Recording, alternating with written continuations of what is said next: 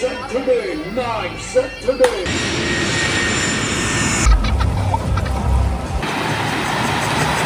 ये मैंने 7-Eleven के पास से बनाना लिए थे।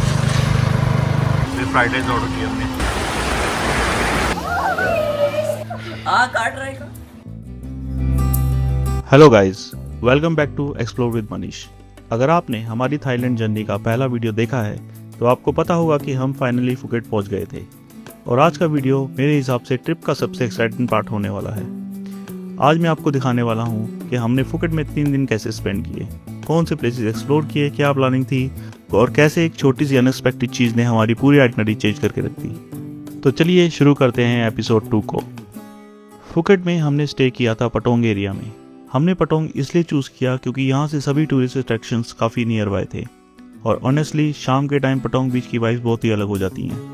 इसलिए अगर आप फर्स्ट टाइम फुकेट आ रहे हैं तो पटोंग डेफिनेटली एक अच्छा ऑप्शन हो सकता है। गुड मॉर्निंग दोस्तों, एक नया दिन और नई सुबह और नई जगह। आज मैं लेके आया हूँ आपको फुकेट में। हम यहाँ पर 3 दिन फुकेट में रहेंगे और 2 दिन करापी में और 6 दिन बैंकॉक में।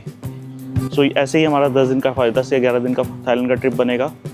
सो डे 1 में फुकेट में हम कवर करने वाले हैं जितने भी यहाँ के कैफ़ेज़ हैं, मतलब मेजरली जो ब्यूटीफुल कैफ़ेज़ हैं जैसे कि माडुबुआ कैफ़े, कैफ़े व्यू पॉइंट और रैबिट होल कैफ़े। ये 3 कैफ़ेज़ हम जाने वाले हैं आज और कल के लिए अभी देखते हैं क्या कवर करेंगे, लेकिन आपको इन तीनों कैफ़ेज़ का एक्सपीरियंस मैं बताऊँगा हमारा एक्सपीरियंस कैसा रहा। तो सुबह हम रेडी हुए और निकल पड़े अपने ब्रेकफास्ट के लिए।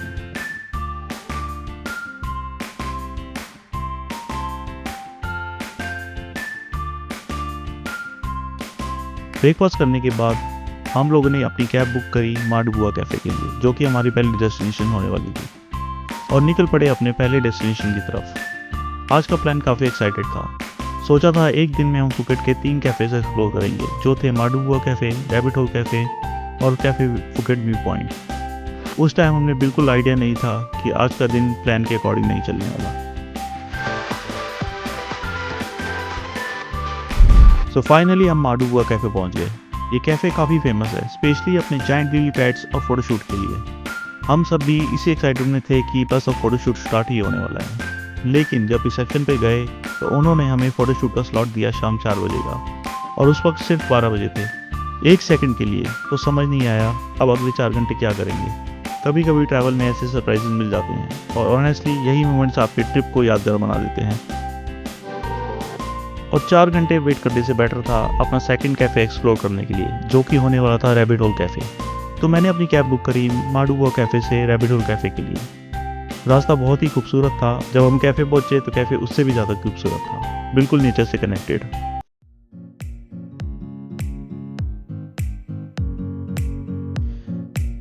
रैबिट होल कैफ़े यूनिक और फैमिली फ्रेंडली कैफ़े है। सिटी की भीड़ से थोड़ा दूर ये जगह नेचर के बीच क्वालिटी टाइम स्पेंड करने के लिए काफ़ी परफेक्ट प्लेस है।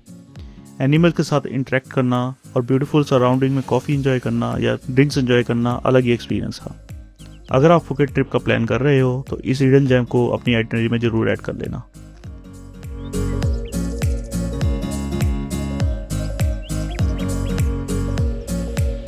इस कैफ़े में 3 घंटे कब निकल गए पता ही नहीं चला और हमारा टाइम आ गया था माडुबुआ कैफ़े जाने के लिए, क्योंकि हमारा वहाँ 4 बजे का स्लॉट बुकिंग था। तो हम लोगों ने रैबिट होल कैफ़े से माडुबुआ कैफ़े जाने के लिए कैब बुक करी और पहुँच गए माडुबुआ कैफ़े। और फाइनली हमारा वेट ख़त्म हुआ, हमें फ़ोटोशूट के लिए बुला लिया गया।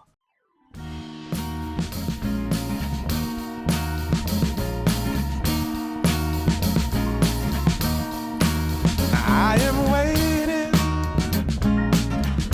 for a bus at the end of the night under street lamp, bed face flame by the light। Photoshoot का एक्सपीरियंस काफ़ी डिफरेंट था। जितना इंस्टाग्राम और यूट्यूब पे देखा था उससे भी ज़्यादा ब्यूटीफुल ये कैफ़े रियलिटी में लगा। फैमिली के साथ फ़ोटो क्लिक करना, वीडियो बनाना और इतनी खूबसूरत लोकेशन को एंजॉय करना ऑनेस्टली काफ़ी स्पेशल एक्सपीरियंस था। अगर आप भी यहाँ आने का प्लान कर रहे हैं तो आप कोशिश कीजिए अर्ली मॉर्निंग में यहाँ पहुँचने की, ताकि आपको स्लॉट भी अर्ली मॉर्निंग का मिल सके। हमारी तरह आपको 4 घंटे का वेट नहीं करना पड़ेगा। और जैसे ही हमारा फ़ोटोशूट ख़त्म हुआ, शाम को हम वापस आ गए पटोंग बीच पे और पटोंग बीच पे हमने बैठ के सनसेट एंजॉय किया और यहाँ पे ड्रिंक्स एंजॉय की और सीरियसली काफ़ी एंजॉय किया।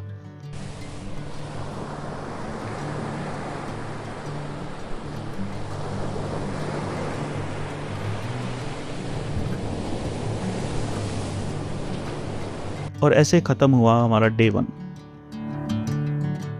तो ये था हमारा फुकेट में दूसरा दिन और आज हम जाने वाले थे माई खाओ बीच।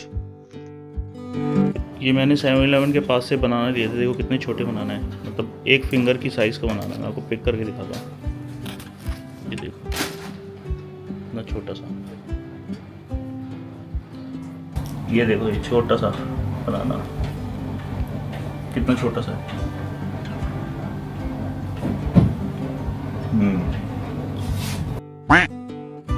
तो हम रेडी हुए और ब्रेकफास्ट करके निकल पड़े माई खाओ बीच जाने के लिए। पटोंग से माई खाओ बीच का डिस्टेंस अराउंड 45 मिनट्स का है और थोड़ी देर के बाद हम बीच के पार्किंग एरिया में पहुंच गए। पार्किंग से बीच तक डायरेक्ट गाड़ी नहीं जाती, इसलिए हमें एक मोटर बाइक कम टुक टुक लेना पड़ा। उसने हमसे बीच तक ड्रॉप करने के 80 बार चार्ज किए।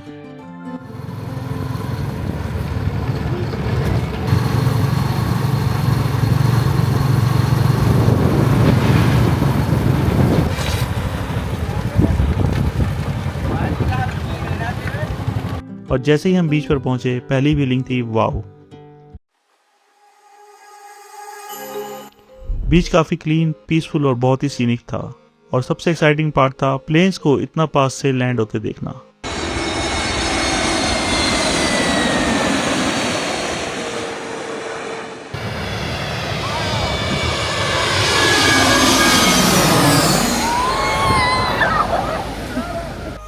और हमने यहाँ काफ़ी फ़ोटोज़ क्लिक करी, वीडियोस बनाए और ऑनेस्टली ये फुकेट का सबसे बेस्ट एक्सपीरियंस में से एक था।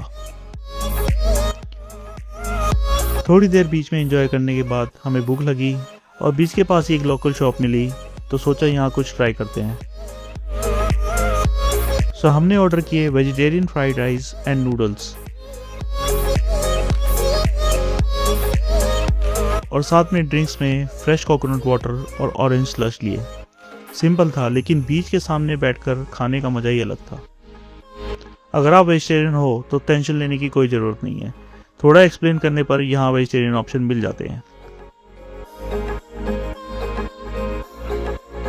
काफ़ी देर बीच पर टाइम स्पेंड करने के बाद हम वापस निकल पड़े पार्किंग की तरफ। इस बार भी वही मोटर बाइक कम टुक टुक मिल गया पर इस बार उसने चार्ज किए 60 बात।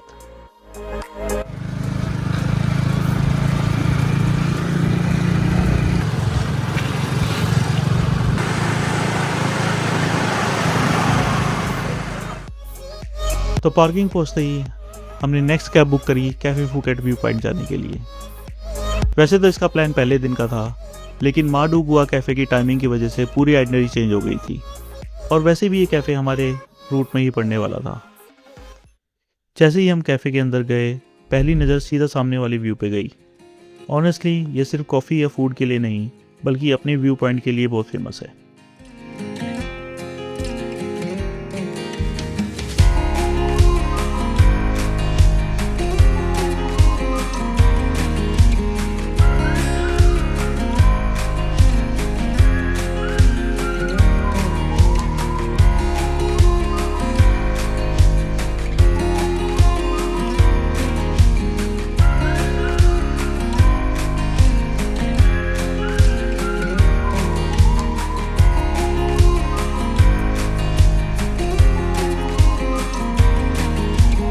यहाँ बैठकर सामने समुद्र को देखते हो और इसका अपना व्यू एंजॉय करते हो तो समझ आता है लोग इस कैफ़े को इतना रिकमेंड क्यों करते हैं।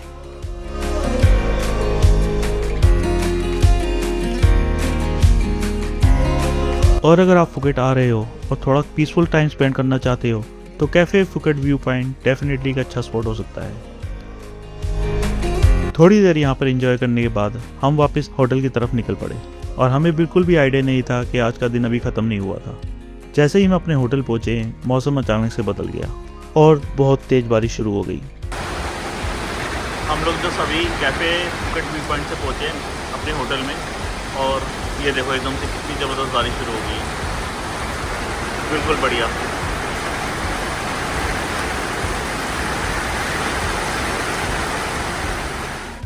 हमने सोचा था होटल पहुंच के थोड़ा सा रेस्ट करेंगे और उसके बाद निकल पड़ेंगे डिनर के लिए, पर इस रेन ने हमारा प्लान ही चेंज कर दिया। तो हम लोगों ने होटल में ही पिज़्ज़ा ऑर्डर किया और पिज़्ज़ा एंजॉय करके आज का दिन हमने यहीं पे ख़त्म किया। गुड मॉर्निंग दोस्तों, ये है हमारा डे 3 इन फुकेट और आज हम कवर करने वाले हैं बिग बुद्धा टेम्पल और बर्ड पार्क, और अगर शाम को टाइम मिला तो हम जाएंगे फुकेट ओल्ड टाउन। एक्चुअली में बर्ड पार्क हमारा कल का प्लान था, जो हमने कल डिस्कस किया था डे 2 में, पर हम लोगों ने कल डे 2 में माइकाओ बीच और कैफ़े व्यू पॉइंट कवर कर लिया, क्योंकि कैफ़े व्यू पॉइंट जो है वो जब हम वापस आते हैं पटोंग की तरफ तो वो बीच रास्ते में ही पड़ता है। तो हमने सोचा बर्ड पार्क के लिए कल कर लेंगे, क्योंकि बर्ड पार्क का ऑल टुगेदर डिफरेंट वे है। जहाँ हमारे को बिग बुद्धा टेम्पल कवर करना है तो उसके रास्ते में ही पड़ेगा।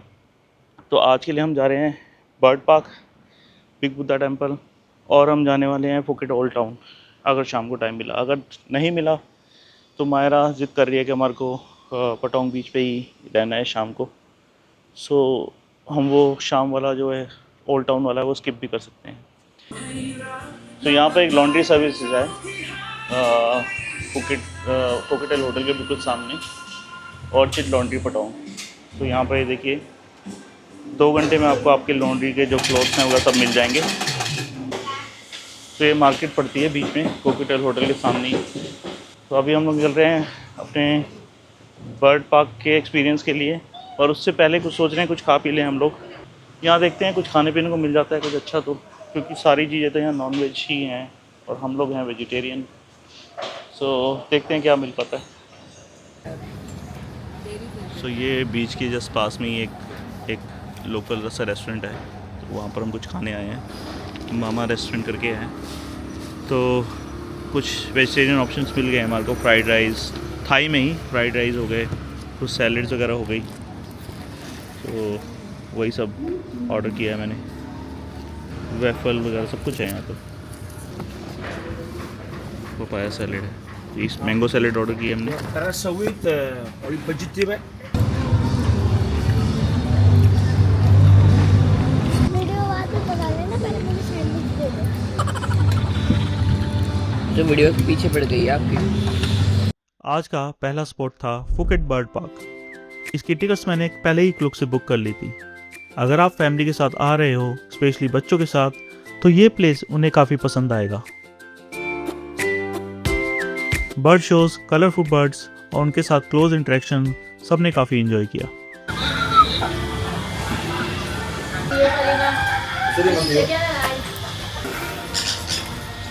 मैंने इसको टच भी किया। 1 2 3 4 5 6।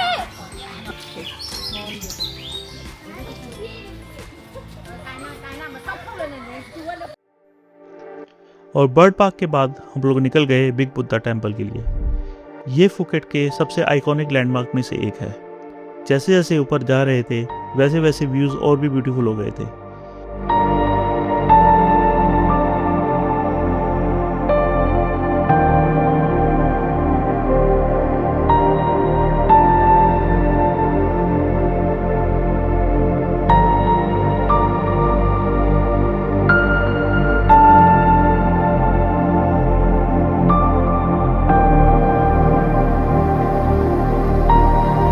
यहाँ का एटमॉस्फेयर काफ़ी पीसफुल था। ट्रैवल सिर्फ फ़ोटो लेने का नाम ही नहीं है, कभी कभी बस उस जगह को फील भी करना ज़रूरी होता है।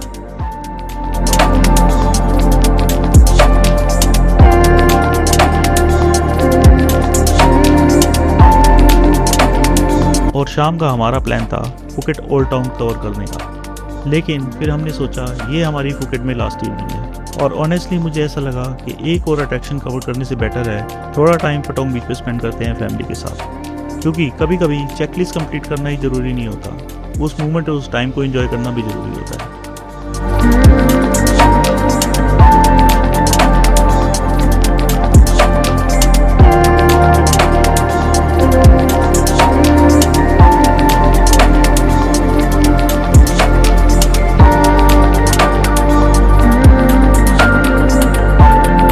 और बस इस तरह हमारे 3 दिन फुकेट में कैसे निकल गए हमें पता ही नहीं चला। हर दिन कुछ ना कुछ अनएक्सपेक्टेड हुआ, लेकिन शायद इसी वजह से ये एक्सपीरियंस और भी यादगार बन गया।